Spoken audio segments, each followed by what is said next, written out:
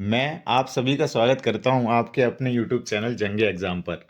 और ये आशा करता हूं कि आप बहुत बेहतर होंगे। जैसा कि आपने थंबनेल पर देखा, आज हम सेशन शुरू करने से पहले मैं आपको बताऊंगा, आप अगर मेरे चैनल पर नए आए हैं तो प्लीज़ चैनल को सब्सक्राइब करें ताकि ऐसे और भी मज़ेदार वीडियो आपको मिलते रहें। बिना समय बर्बाद किए चलिए शुरू करते हैं आज का अपना टॉपिक, प्रीपोजिशन। सबसे पहले मैं ये बता दूं कि प्रीपोजिशन होता क्या। मैंने इसमें डेफिनेशन मेंशन नहीं की।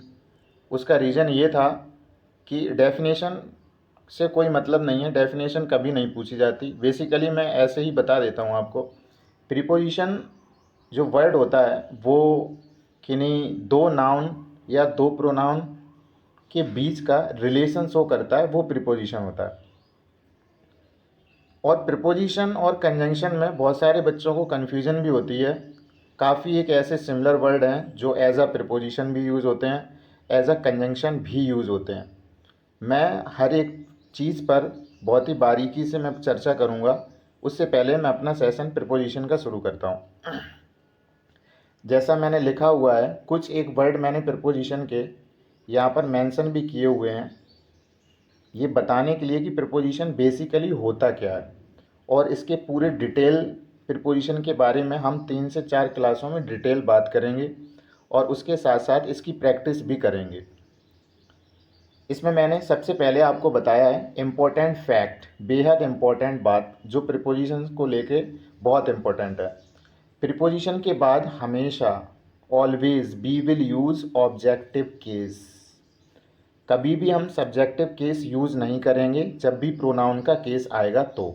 जैसे कि मैंने यहाँ एग्जांपल में मेंशन किया हुआ है, टॉक टू मी, ये ऑब्जेक्टिव केस मैंने यूज़ किया हुआ है यहाँ पर मी, यहाँ पर हम आई यूज़ नहीं कर सकते। ऐसे ही नीचे वाले सेंटेंस में भी लुक एट मी, ये भी मैंने ऑब्जेक्टिव केस यूज़ किया हुआ है। यहाँ पर कोई भी सब्जेक्टिव केस हम यूज़ प्रीपोजिशन के बाद नहीं कर सकते। आगे देखते हैं इसको। दूसरी मैंने बात यहाँ मेंशन की है, प्रीपोजिशन के बाद जनरली वैसे तो नाउन या प्रोनाउन ही आता है। अगर कोई वर्ब आई हुई है तो वो वर्ब हमेशा आईएनजी में ही आएगी, क्योंकि जीरंड बनेगा और जीरंड बनेगा तो वो एज अ नाउन यूज़ होगी। केवल अगर हम एक्सेप्शन को हटा दें, एक्सेप्शन केवल टू के साथ होता है, और वो ये कि टू के बाद हमेशा वर्ब की फर्स्ट फॉर्म आती है जो एक इन्फिनिटिव बनाती है, जो नॉन फाइनाइट वर्ब का एक टाइप है। इसलिए टू के बाद हमेशा हम वर्ब की फर्स्ट फॉर्म ही यूज़ करते हैं। एग्जाम्पल मैंने यहाँ लिखा हुआ है, he comes, he always reference from. यहाँ पर कम नहीं आएगा, क्या आएगा, कमिंग आएगा। सेम इट इज़ एक और मैंने एग्जांपल दिया है, बिफोर कमिंग हेयर, यहाँ आने से पहले, before I went to him, मैं उसके पास गया। चलिए आगे बात करते हैं। सबसे पहले जनरल पहले रूल पे बात करते हैं। बहुत इम्पोर्टेंट ये दो वर्ड हैं, बिसाइड और बिसाइड्स। बहुत बार एसएससी ने और भी कम्पिटिटिव एग्ज़ाम में इनके क्वेश्चन हमेशा आते रहते हैं। बहुत ही कंफ्यूजिंग वर्ड है ये दोनों। बिसाइड का यूज़ हमेशा पास या निकट के सेंस में किया जाता है, और बिसाइड्स का यूज़ के अतिरिक्त या के अलावा के सेंस में किया जाता है।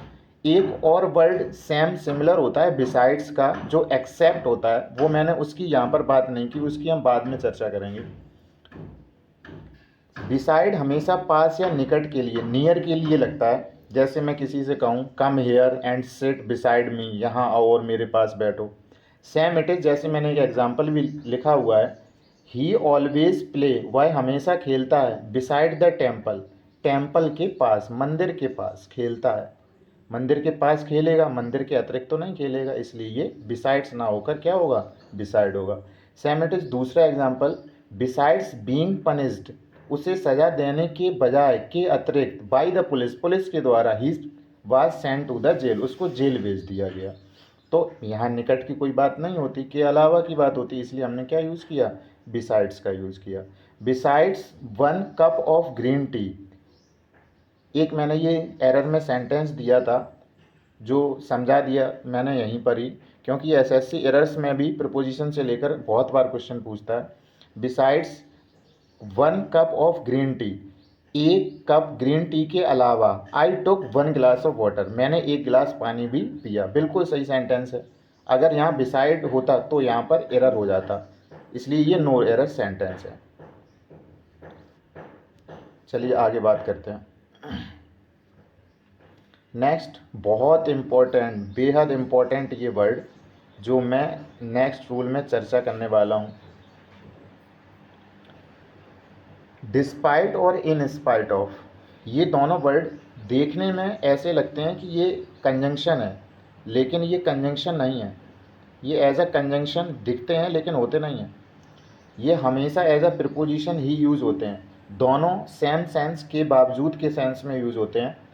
डिस्पाइट के साथ कभी भी हम ऑफ का यूज़ नहीं करते। इन स्पाइट ऑफ के साथ हम इन स्पाइट के साथ ऑफ का यूज़ करते हैं। जैसे मैंने एग्जांपल लिखा हुआ है यहाँ पर, डिस्पाइट ऑफ, ये गलत है। डिस्पाइट के साथ ऑफ नहीं आएगा। वर्किंग हार्ड, अभी मैंने बताया हमेशा क्या आती है, वर्ब की आईएनजी फॉर्म आती है। वर्किंग हार्ड ही फेल्ड, कठिन परिश्रम करने के बावजूद वह फेल हो गया। Same it is in spite of, दोनों का यूज़ हो जाता है सिमिलर, इसमें कोई बेसिकली डिफरेंस नहीं है। आई होप ये आपको समझ में आया होगा। आइए आगे बात करते हैं इस पर। ऑफ बहुत इम्पोर्टेंट वर्ड। ऑफ के मायने काफ़ी बच्चे बहुत गलत करते हैं, जो कि बहुत इजी है। ये पजेशन में यूज़ होता है। सबसे पहले मैं इसको बताता हूँ पजेशन में कैसे यूज़ होगा। आप सभी जानते होंगे ऑफ का, की या के। पजेशन क्या होता है? पजेशन, पजेशन का मतलब होता है रिलेशन। जैसे मैंने कहा राम के पिता, फादर ऑफ राम। वह मेरा भाई, माई, जैसे माई एडजेक्टिव होता है, पजेशन एडजेक्टिव का काम करता है। सेम इट इज़, अगर मैं कहूँ राम का भाई, ब्रदर ऑफ राम। और ये हमेशा पजेसिव केस जब कभी भी यूज़ होता है, निर्जीव केस में इसका यूज़ करते हैं ऑफ का। अगर सजीव होता है तो राम्स, सीताज, अपोस्ट्रोफी एस का यूज़ कर लिया जाता है का, की और के सेंस में। जैसे मैंने यहाँ पर लिखा हुआ है द रिंग ऑफ गोल्ड, सोने की अंगूठी। अगर मैं यहाँ पर रिंग्स गोल्ड कर देता तो गलत था, उसको हम नहीं कर सकते थे। जैसे यहाँ मैंने लिखा पेपर ऑफ स्टील, ये दोनों निर्जीव चीज़ें हैं, नॉन लिविंग है, इसलिए मैंने ऑफ का यूज़ किया। सेम चेयर ऑफ वुड, लकड़ी की कुर्सी। आई होप समझ में आया होगा। Come to the next. कुछ फिक्स्ड वर्ड हैं, बहुत इम्पोर्टेंट हर एक एग्ज़ाम के दृष्टिकोण से, और ये हमेशा पूछे जाते हैं। ये बहुत बार एरर में पूछा गया है, डायरेक्ट पूछा जाता है बिहेवियर, अवेयर। इसकी मैंने हिंदी भी साथ में मेंशन की हुई है, अगर कोई ना समझ पाए। बिहेवियर सावधान, अवेयर जागरूक, अवेल लाभ उठाना किसी का, फॉन्ड, ये तो बहुत इम्पोर्टेंट वर्ड है फॉन्ड। ये जनरली जीवन में भी हम बोलने में भी इसका बहुत यूज़ करते हैं। विक्टिम और एक्यूज दोनों का मतलब होता है दोषी। इसके साथ हमेशा ऑफ का ही यूज़ किया जाता है। जैसे आई थिंक, मैं सोचता हूँ। यू आर फॉन्ड ऑन कभी नहीं होगा, फॉन्ड के साथ हमेशा ऑफ होगा। फॉन्ड ऑफ प्लेइंग हॉकी, शौकीन है आप खेलने के, क्या हॉकी खेलने के शौकीन है। ऐसे आपने ये जो विवियर वर्ड है फर्स्ट वाला, आपने इसको बहुत जगह लिखा हुआ भी देखा होगा, विवियर ऑफ डॉग, कुत्तों से सावधान। M right? आई होप आपको बहुत अच्छा लग रहा होगा ये सेशन। आइए नेक्स्ट आगे बात करता हूँ। Next rule from. फ्रॉम को लेके मैं एक चीज़ बता दूँ। फ्रॉम जो वर्ड है इसका एक जनरली यूज़ होता है, जो मैंने यहाँ मेंशन नहीं किया। उसका रीज़न ये है कि वो बच्चों वाली बातें हैं जो हर एक बच्चा भी जानता है। जब एक नाउन या प्रोनाउन एक दूसरे से अलग होते हैं, उस सेंस में भी हम फ्रॉम का यूज़ करते हैं। ये कोई बहुत बच्चों वाली बात है, जनरली बात है, इसलिए मैंने यहाँ मेंशन नहीं की। देखें फ्रॉम का यूज़। फ्रॉम से के सेंस में, जैसे मैंने कहा पेड़ से पत्ता गिरता है, leaves are falling down from the tree. जैसे भविष्य में शुरू करना, जैसे मैंने जनरली, आप कहीं घूमने गए, आप दिल्ली घूमने गए, आपसे किसी ने पूछा कहाँ से हैं आप, तो आप क्या कहेंगे, I am from Meerut, I am from Delhi, I am from Kanpur. Like these sentences you can easily use, and always we will always use from in generally speaking. I hope so you are getting my point. I teach from, से और तक के बीच में भी इसका use होता है. Monday morning to evening, I teach from सुबह से लेकर शाम तक पढ़ता है. From Monday to Friday, Monday से फ्राइडे तक. आई गो टू कॉलेज, मैं कॉलेज जाता हूँ. I will start reading English, मैंने इंग्लिश पढ़ना शुरू किया. कब से शुरू किया उसने, भविष्य में शुरू होने वाला काम जो मैंने ऊपर मेंशन किया हुआ है, भविष्य में शुरू. आई will start reading English from Monday onward, Monday से मैं इंग्लिश पढ़ना शुरू करूँगा. आइए आगे बात करते हैं. कुछ बेहद इम्पोर्टेंट वर्ड जिसके साथ फिक्स प्रिपोजिशन फ्रॉम आता है, फ्रॉम के अलावा और कोई वर्ड नहीं आता है. कीप अवे, दूर रहने के सेंस में ये वर्ड फ्रेज यूज़ होता है कीप के साथ अवे. रिफ्रेन, इनकी हिंदी भी मैंने साथ में लिखी हुई है. परहेज, दोनों के मतलब परहेज होते हैं. एसएससी ने दोनों वर्ड पूछे हुए हैं एरर में. रिमूव, अलग करना, हटाने के लिए मैं पहले ही बता चुका हूँ फ्रॉम का यूज़ होता है अलग होने के सेंस में. सफरिंग, ये तो रटा पड़ा होगा आप सभी को सफरिंग वर्ड, क्योंकि बहुत एप्लीकेशन लिखा बचपन में. I beg to say that I have been suffering from fever. I hope remember you are getting my point. Different, अलग होगा भाई, फ्रॉम का यूज़ होगा. बिल्कुल जनरली वर्ड हैं, आप तुरंत इनको आप याद कर सकते हैं, रट सकते हैं. इनके साथ हमेशा फ्रॉम का यूज़ होता है. अगर और कोई प्रिपोजिशन अगर यहाँ यूज़ है तो वो गलत है. इसका एक दो एग्जांपल मैं आपको दिखा देता हूँ जो मैंने लिखा है. You must keep away, you must, must ये जो मॉडल है ये कंपलसरी वर्क में यूज़ होता है must. You must keep away, तो मैं कीप अवे, दूर रहना चाहिए, फ्रॉम योर फ्रेंड्स, अपने दोस्तों से. दूर रहने की बात की, अलग होने की बात की, फ्रॉम का यूज़ कर दिया. I don't abstain from getting up early. Abstain अभी मैंने बताया, अब्सटैन फिक्स प्रपोजिशन हमेशा फ्रॉम ही लेता है इसके साथ. आज का पहला वर्ड जो है विद, बेहद इम्पॉर्टेंट प्रिपोजिशन विद, जो साथ के लिए यूज़ किया जाता है और से के सेंस में भी इसका यूज़ किया जाता है. साथ, जैसे मैंने एग्जांपल दिया, I am sitting with my mother, मैं अपनी माँ के साथ बैठा हुआ हूँ. से के सेंस में जब किसी यंत्र या वस्तु के से कार्य किया गया हो, जैसे टीचर ने आपको पीटा तो डंडे से पीटेंगे. Teacher is beating you with stick, क्योंकि उस समय स्टिक जो है वो यंत्र का काम कर रहा है या वस्तु है जो काम कर रही थी. उस सेंस में भी हम विद का यूज़ करते हैं.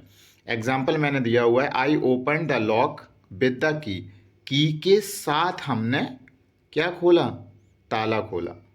Sam it is next, they killed this word, उन्होंने मारा इस चिड़िया को. बाई ए गन नहीं, गन यहाँ पर एक साधन का काम कर रहा है, तो विद ए गन. वस्तु के लिए विद का यूज़ किया और व्यक्ति के लिए तो वाई का यूज़ करते हैं. ये रूल्स होता है. I wrote an application by a pen, यहाँ पर ये वस्तु है पेन, तो हम बाई ए पेन ना करके क्या करेंगे, with a pen. I hope आपको ये समझ आ गया होगा. चलिए आगे बात करते हैं.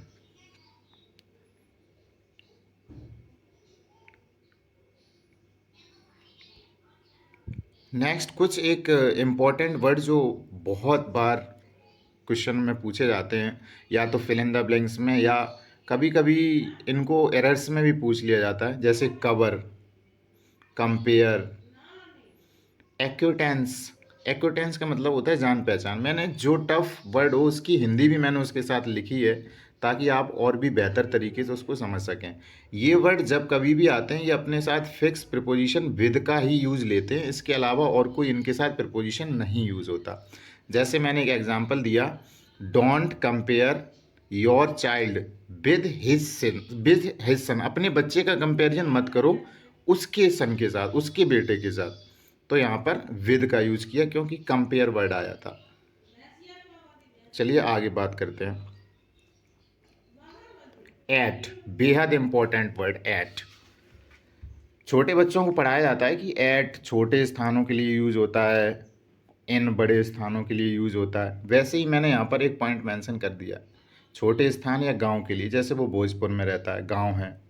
सही समय, ये बहुत इंपॉर्टेंट चीज़ है, समय के लिए यूज़ होता है। जब कोई करेक्ट टाइम हो, जैसे मैंने कहा कि कल कितने बजे मिलेंगे आप, तो आपने कहा we will see you at 7 o'clock, 7 बजे मिलेंगे। जब कभी भी टाइम की बात होती है तो एट का यूज़ होता है। सम लोकेशन, जैसे खिड़की पर, मेज़ पर, खिड़की पर, मेज़ पर, दरवाजे पर, स्टेशन पर, कहाँ मिलेंगे? At station. कहाँ पर रखी है कॉपी? एट द मेज़, at the table, at the door, at the window. इस सेंस में भी इसका यूज़ किया जाता है। जैसे मैंने एग्जांपल लिखा, आई लिव एट भोजपुर, मैं भोजपुर में रहता हूँ। आई लिव इन नहीं होगा, क्या होगा? एट भोजपुर, क्योंकि छोटे स्थानों के लिए हमेशा एट का यूज़ किया जाता है। आई ऑलवेज गेट अप, यहाँ देखिए समय की बात हुई, 7 o'clock, एट का यूज़ किया। I live at UP in India, छोटा स्थान क्या है इंडिया के मुकाबले? यूपी है, तो हमने क्या यूज़ किया? एट का यूज़ किया। इनका यूज़ कहाँ किया? इंडिया के साथ, क्योंकि इंडिया यूपी के मुकाबले में बड़ा है, इसलिए। जब दो स्थान दिए गए हों और छोटे वाले के साथ एट का यूज़ हमेशा होगा, ये मैंने लाइन यहाँ मेंशन की हुई है। Somebody is standing at the gate, दरवाजे पर कोई खड़ा है, ये मैंने ऊपर ही मेंशन कर दिया। आई होप आपको समझ आया होगा। चलिए आगे बढ़ते हैं। कुछ एक फिक्स्ड प्रपोजिशन बेहद इम्पोर्टेंट, बहुत इम्पोर्टेंट है दोस्तों ये। एम एट, लुक एट, ये जो कुछ एक वर्ड मैंने यहाँ पर लिखे हुए हैं, ये बहुत इम्पोर्टेंट वर्ड हैं। इनके साथ फिक्स प्रपोजिशन एट का ही यूज़ होता है। Aim at, look at, laugh at, jeer और मॉक, मजाक उड़ाना होता है, इसका मतलब वार्क, भौंकना। इनके साथ हमेशा एट का यूज़ होता है। एग्जाम्पल, यू शुड नॉट, आपको नहीं हंसना चाहिए। लाफ ऑन मी, नहीं एट मी, मुझ पर नहीं हंसना चाहिए। यहाँ ऑन का यूज़ नहीं होगा क्योंकि यहाँ लाफ आया हुआ था। व्हेन आई मेक मिस्टेक, जब भी मुझसे गलती हो जाती है आपको नहीं हंसना चाहिए, ये सेंटेंस ने कहा। ऐसे ही आपने वार्क का एक सेंटेंस बहुत ही फेमस है, आपने सुना होगा, डॉग वार्क्स एट एवरी स्ट्रेंजर, कुत्ता प्रत्येक अजनबी पर भौंकता है। कुछ और मैंने एग्जांपल दिए यहाँ, you must aim at achieving good marks, यहाँ एम आया, एम का मतलब होता है लक्ष्य, टारगेट। एट अचीविंग, प्राप्त करने पर, गुड मार्क्स, अच्छे number. Some people jeer at the people, other at the poor people. Some people, कुछ लोग होते हैं, जीयर मजाक उड़ाते हैं, हंसते हैं, किस पर? गरीब लोगों पर। इसलिए ऑन नहीं, यहाँ एट होगा क्योंकि यहाँ जीयर आया हुआ था। आइए चलिए आगे बात करते हैं। कुछ एक वर्ड हैं, ये बहुत इंपॉर्टेंट रूल है, आप ये समझ लीजिए, it is a soul of preposition. बहुत एसएससी ने इन वर्डों को बहुत बार पूछा है दोस्तों, कभी फिल इन द ब्लैंक्स में, कभी एरर में।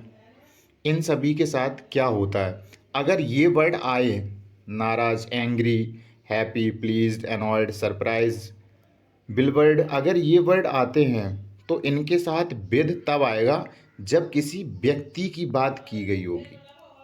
अभी मैं एग्जांपल में भी समझा दूंगा, जब किसी व्यक्ति की बात की गई होगी तो विद आएगा इन वर्डों के साथ। अगर इन वर्डों के बाद किसी स्थिति, कोई कंडीशन की बात की जाएगी तो हमेशा हम एट का यूज़ करेंगे। अब एग्जाम्पल से समझते हैं। एग्जाम्पल है, I am angry at you. अब यू जो वर्ड है ये तो कोई व्यक्ति के लिए होगा, सेकंड पर्सन प्रोनाउन है, व्यक्ति के लिए यूज होगा, तो वो क्या यूज़ किया हमने यहाँ पर? विद यूज़ किया, एट यूज़ नहीं करेंगे क्योंकि यहाँ कोई कंडीशन की बात नहीं है, यहाँ व्यक्ति की बात है। Same it is next, I am not angry. अब यहाँ पर आपके व्यवहार पर, यहाँ तो कोई व्यक्ति की बात नहीं है, ये क्या है? कंडीशन है, तो यहाँ विद का यूज़ ना करके हम किसका यूज़ करेंगे? एट का यूज़। ऐसी नेक्स्ट है, I am happy with your result, नहीं I am happy at your result, क्योंकि आपका रिजल्ट एक स्थिति को शो करता है, ना कि व्यक्ति को।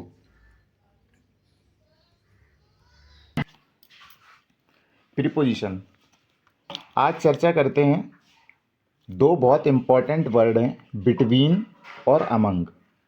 दोनों सेम सेंस में यूज़ किए जाते हैं, के बीच में।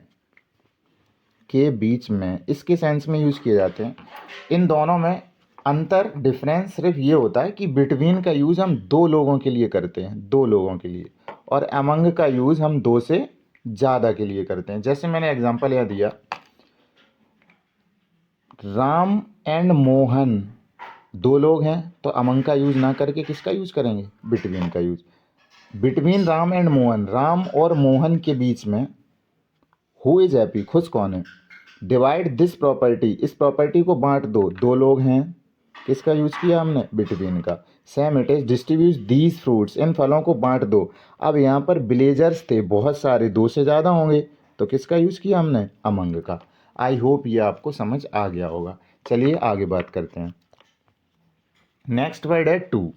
बेहद इम्पॉर्टेंट वर्ड है प्रीपोजिशन की दृष्टिकोण से, और काफ़ी बच्चों को अभी तक यही नहीं पता होगा कि इसका यूज़ करते कहाँ हैं। पहला तो मैं इसको बता दूं कि कोई टारगेटेड प्लेस होता है तब इसका यूज़ किया जाता है, टारगेट प्लेस का। जैसे मैंने कहा कि मैं स्कूल जा रहा हूँ, तो इस टारगेट क्या है, स्कूल जाने का, तो उसमें भी मैं I am going to school, targeted place. जैसे मैं हॉस्पिटल जा रहा हूँ, I am going to hospital. मैं मार्केट जा रहा हूँ, I am going to market. ये सभी टारगेटेड प्लेस होते हैं, इसमें भी टू का यूज़ किया जाता है। डायरेक्शन में भी इसका यूज़ किया जाता है, दिशा। ऐसी मैंने ये वर्ड बताया, स्कूल की दिशा में जा रहा है, स्कूल की तरफ जा रहा है। सेम इट इज़ दो वर्ड हैं, लिसन और गो, इनके साथ भी टू का प्रयोग ही किया जाता है। एक और टू का प्रयोग होता है फ्रॉम और तक, फ्रॉम टू, से और तक। जैसे मैंने यहाँ एग्जाम्पल लिखा था, he reads from here. He reads वह पढ़ता है यहाँ पर, फ्रॉम मॉर्निंग, सुबह से शाम तक। कब तक पढ़ता है, सुबह से शाम तक। फ्रॉम और टू का यूज़ किया। सेम एक और ये इम्पॉर्टेंट है, टू और टू, TOO और TO वाला टू। जब कभी भी ये वाला टू आएगा तो हमेशा इसके साथ ये वाला टू तो आएगा ही, क्योंकि ये एक पर्टिकुलर टॉपिक होता है इंग्लिश ग्रामर का, यूज टू, रिमूव टू। इस पर हम बाद में चर्चा करेंगे। अभी हम सिर्फ इतना बता दें, जब ये वाला टू आएगा तो इसके साथ हमेशा ये वाला टू आएगा। जैसे यहाँ लिखा था, ही इज़ टू वीक, वह ये वाला टू बहुत के सेंस में यूज होता है। ही इज़ टू वीक, वह बहुत कमज़ोर है, टू वॉक, की चल नहीं सकता। आई am going, I am listening of music नहीं होगा, लिसनिंग टू म्यूजिक होगा। आई होप आपको ये समझ आ गया होगा। चलिए आगे बात करते हैं। आगे कुछ बेहद इम्पॉर्टेंट वर्ड हैं, मोस्ट इम्पॉर्टेंट वर्ड हैं। बहुत बार इनको क्वेश्चन डायरेक्ट पूछा गया है, senior, junior, exterior, inferior, prefer, preferable. इनके साथ कभी भी देन यूज नहीं होता, हमेशा टू का यूज़ किया जाता है इन वर्डों के साथ। ये सभी वर्ड कंपैरेटिव डिग्री के वर्ड होते हैं, CD के वर्ड होते हैं, और इनके साथ हमेशा टू का यूज़ किया जाता है। ये सेंटेंस फिलअप में और कभी कभी एरर में भी SSC ने भी बहुत बार इसको पूछा है। ऐसी कुछ वर्ड हैं, इनवाइट, काइंड, दयालु, एमिएबल, मिलनसार, लिसन टू, ये मैं ऊपर ही बता चुका था, अपॉइंट। इन सभी के साथ टू का ही यूज़ किया जाता है। एग्जाम्पल देखते हैं, ही इज़ जूनियर, तो यहाँ देन ना आके क्या आया, to. Ram in the school, same it is, t is preferable, then नहीं आएगा, क्या आएगा, टू आएगा। You must be kind, kind आया, फॉर ना आके क्या आएगा, टू आएगा। I am invited to the dinner, बिल्कुल सही सेंटेंस है, बिल्कुल सही है। आई होप आपको ये भी समझ आ गया होगा। चलिए आगे बात करते हैं। ऑन, ये भी बहुत इम्पोर्टेंट एक प्रीपोजिशन है, ऑन, और बहुत इजी है। ऑन का यूज़ पर के सेंस में करते हैं। पर कोई भी चीज़ अगर स्टेबल है और टेबल पर रखी हुई है, जस्ट सपोज करिए आप, कोई भी एक टेबल है, उस पर मेरी बुक रखी हुई है, मोशन में नहीं है, केवल रखी हुई है, और बुक नहीं चलेगी अपने आप से, तो मैं क्या कहूँगा, my book is on the table. मेरी पुस्तक, मेरी किताब कहाँ पर है, टेबल पर है। पर के सेंस में इसका यूज होता है। कोई भी अवसर, होली पर, दिवाली पर, इसके सेंस में भी हो जाएगा। जैसे मैंने एक एग्जाम्पल दिया है, आई बॉट, बॉट होगा यहाँ पर, आई बॉट दिस, मैंने ये खरीदा, कब खरीदा, दिवाली, होली पर खरीदा, होली पर खरीदा। I have kept all the books on the table, मैंने सब रखी बुक्स कहाँ पर, टेबल पर रखी। ऊपर के सेंस में भी इसका यूज हो जाता है जब यदि कोई वस्तु उस पर स्पर्श कर रही हो। अब मैं जब बुक रखूंगा टेबल पर तो वो टेबल पर स्पर्श ही करेगी, सीधी सी बात है। दिनों के नाम के साथ, ये बहुत इम्पोर्टेंट चीज़ है, दिनों के नाम के साथ, दिनों के नाम के साथ और डेट, डेट भी जब आएगी, डेट और डे, इनके साथ हमेशा ऑन का यूज़ किया जाता है जब भी फिक्स्ड आए। आई मैट हिम, मैं उससे मिला, ऑन मंडे, मंडे को मैं उससे मिला। कभी भी डे आएगा, कोई भी डेट फिक्स आएगी। जस्ट सपोज इट, अगर मैं कहूँ India became free on 15 August, 15 August is a fixed date, so we will use the preposition on 15 August 1947. Is it clear guys? I hope all of you will clear with it. Come to the next. कुछ important word हैं fixed जिनके साथ on का use किया जाता है। Comment, comment, depend, relay और based, ये कुछ बेहद इंपॉर्टेंट वर्ड हैं, इनके साथ हमेशा प्रपोजिशन ऑन का ही यूज़ किया जाएगा। इट इज़ बेस्ड, ओवर नहीं होगा, बेस्ड ऑन ट्रू इंसिडेंट, सत्य घटना पर आधारित है ये। आई कॉन्ग्रेचुलेटेड हिम, मैंने उसे कॉन्ग्रेचुलेट किया, बधाई दी उसको, ऑन हिज सक्सेस, उसके सक्सेस पर, उसकी सफलता पर मैंने उसे क्या दी, बधाई दी। आई होप आपको ये भी समझ आया होगा। Come to the next. इन, इन भी अपने आप में बेहद इम्पॉर्टेंट एक प्रपोजिशन है। इन, जब कोई भी चीज़ इन और इनटू में, इन और इनटू में एक छोटा सा डिफरेंट है, मैं समझाना चाहूँगा। इनका यूज़, दोनों के यूज़ मैं के सेंस में किया जाता है, दोनों का यूज़, लेकिन माइनर सा डिफरेंट ये है, इनका यूज़ हम तब करते हैं जब कोई भी नाउन या प्रोनाउन मोशन में ना होकर स्टेबल होगा, स्थिर होगा। जैसे मैंने यहाँ लिखा है स्थिर होगा जब कोई चीज़, तब हम इनका यूज़ करते हैं। अगर कोई चीज़ मोशन में हुई तो हम मैं के सेंस में इनटू का यूज़ करते हैं। ये एक छोटा सा डिफरेंट है बेसिकली इन दोनों के बीच। इनटू का यूज़, जस्ट सपोज इट, अगर आपने देखा होगा बहुत बहुत जनरली सेंटेंस आता रहता है कि he is jumping into the river, क्योंकि वो जंपिंग कर रहा होता है तो वो मोशन में होता है, भाग के आ रहा होता है कूदने के लिए, इसलिए वहाँ इनटू का यूज़ करते हैं। और इन, जस्ट सपोज इट, मैंने यहाँ एग्जांपल दिया है, we met each other in 2022 में मिलेंगे, में मिलेंगे। कक्षा में, I am in the class, I live in Delhi, I am in the office, I am in the room. और ईयर, ये भी इम्पोर्टेंट चीज़ है, ईयर के नाम के साथ, मंथ के नाम के साथ भी हमेशा इनका यूज़ किया जाता है। नाउ अ डेज, आज के दिन, आज के दिनों में, ही इज़ लिविंग, वो रहता है इन मेरठ, मेरठ में रहता है। क्लियर? आई होप ये आपको क्लियर हो गया होगा। कुछ एक फिक्स्ड प्रपोजिशन है जो अपने साथ इनका यूज़ लेते हैं। इन्वॉल्व, शामिल करना, इंटेंगल, उलझाना किसी को, डील, यूनिक, स्ट्रेंज, ये बेहद इंपॉर्टेंट कुछ वर्ड हैं जो अपने साथ सिर्फ इनको लेते हैं, इन प्रीपोजिशन को।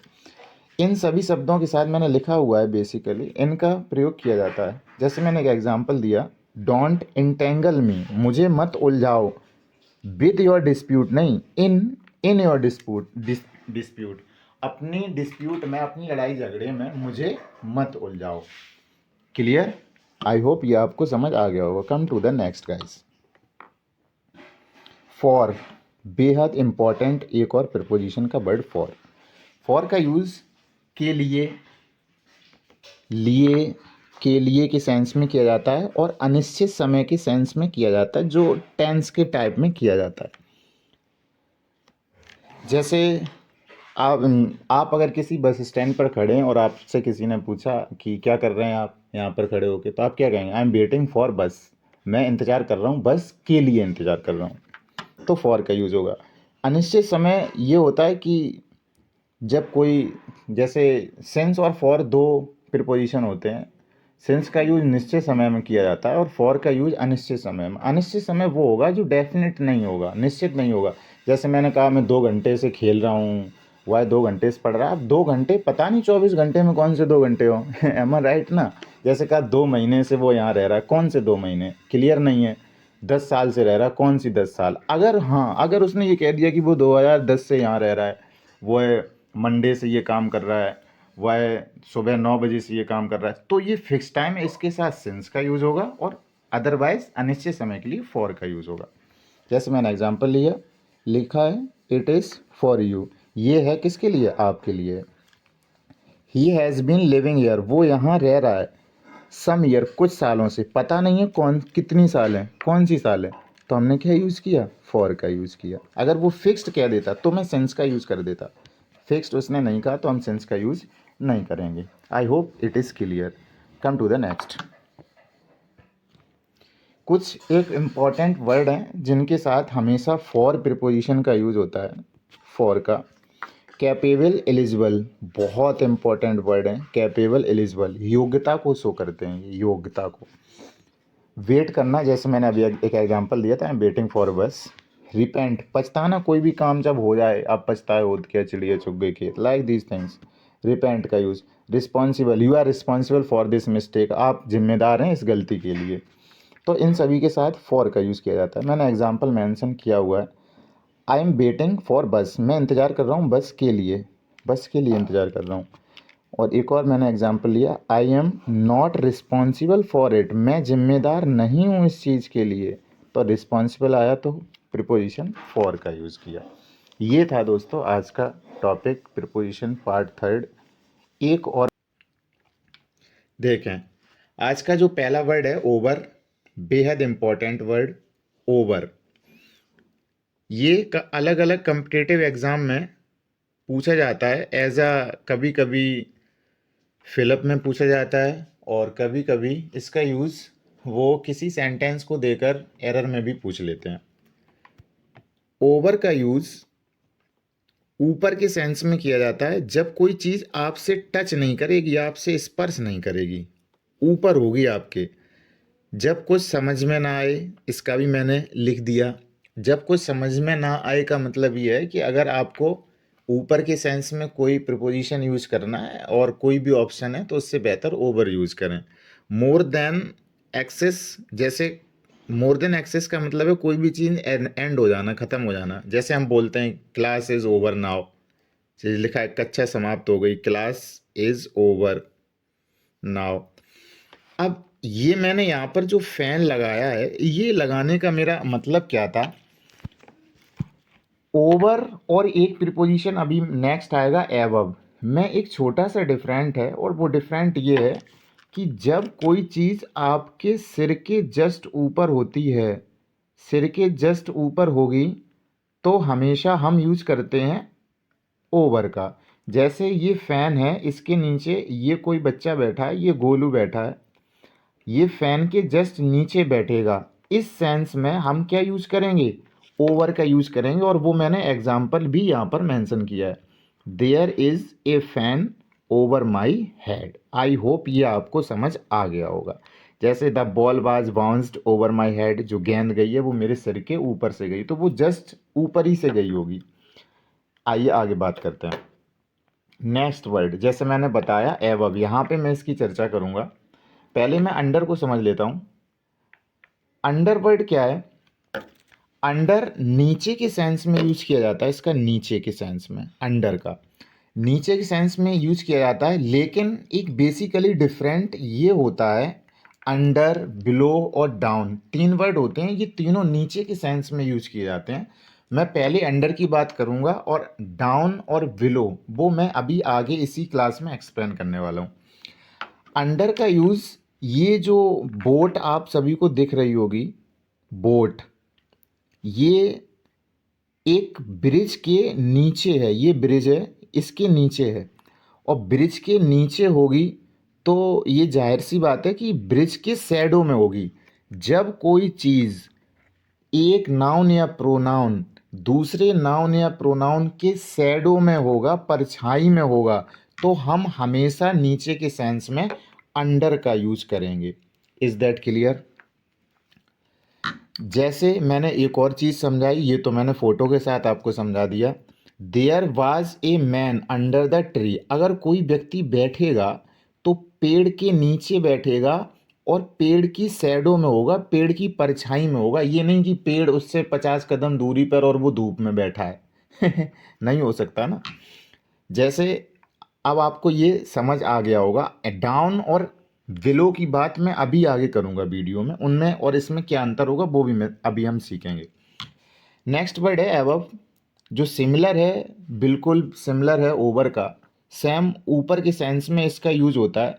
सी एबव, सी एबव मैंने यहाँ पर इसलिए लिख दिया, एक छोटा सा एग्जाम्पल सी एबव ऊपर देखें, इसके बारे में बात करते हैं नेक्स्ट स्टेप में। ये एक मैंने फोटो लगाई, ये कोई व्यक्ति है, ये बच्चा है, ये पतंग उड़ा रहा है यहाँ पर, he is flying the kite.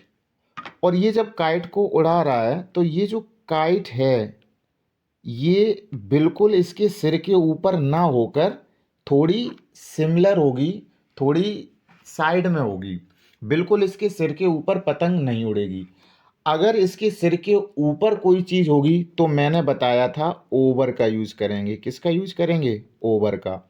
अगर हेलीकॉप्टर एरोप्लेन निकला हमारे सिर के ऊपर से तो वो ओवर से निकला, और जब हम पतंग उड़ाई तो वो क्रॉस में उड़ती है पतंग, तो हम हमेशा किसका यूज़ करेंगे? एबव का यूज़ करेंगे इस सेंस में। क्लियर? दोनों में अंतर आपको समझ आ गया होगा। चलिए आगे बात करते हैं।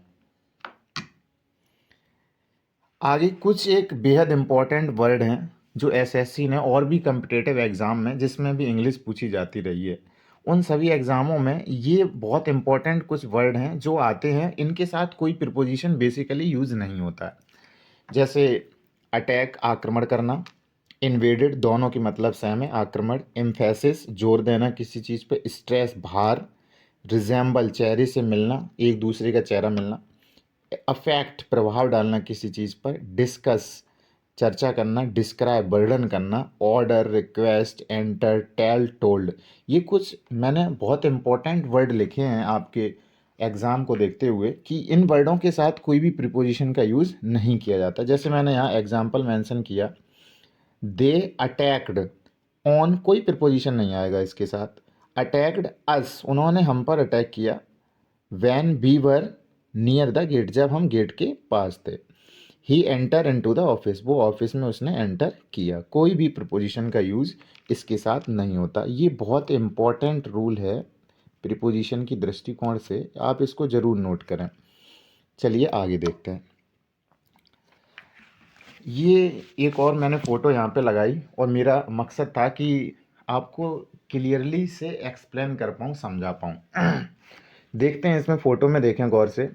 ये एक नदी जा रही है और आप जस्ट सपोज करिए कि यहाँ पर तो ये तो घर है, हाउस है। ये तो क्या है? हाउस है, हाउस। और जस्ट अगर मैं मान लेता हूँ कि यहाँ पर कोई व्यक्ति खड़ा है, गोलू। यहाँ पर कौन खड़ा है? ये गोलू। ये गोलू खड़ा है और इसके बीच में ये नदी है और इसके इस तरफ ये हाउस है। अब जब एक तो नाउन ये हो गया, एक नाउन ये हो गया। अब जब इन दोनों के बीच में रिलेशन की बात होगी कि ये जो लड़का है गोलू, कौन लड़का है? ये गोलू। ये गोलू है। गोलू और हाउस के बीच में जब भी हम बात करेंगे, दो नाउन या प्रोनाउन अक्रॉस होंगे एक दूसरे, जब दोनों के बीच में कोई ना कोई चीज़ आएगी, नदी आएगी, सड़क आएगी, तो हम हमेशा उस कंडीशन में एक इम्पॉर्टेंट प्रीपोजिशन होता है अक्रॉस का यूज़ करते हैं। जैसे यहाँ पर घर था और यहाँ पर गोलू था, तो ये दोनों एक दूसरे के क्या होंगे? अक्रॉस होंगे, विपरीत होंगे। ऐसे ही मैं एक चीज़ और इसमें, एक और मैं उदाहरण देता हूँ आपको अच्छे से एक्सप्लेन करने के लिए, शायद आप और बेहतर से समझ पाएँ। देखें, एक और एग्जांपल लेते हैं।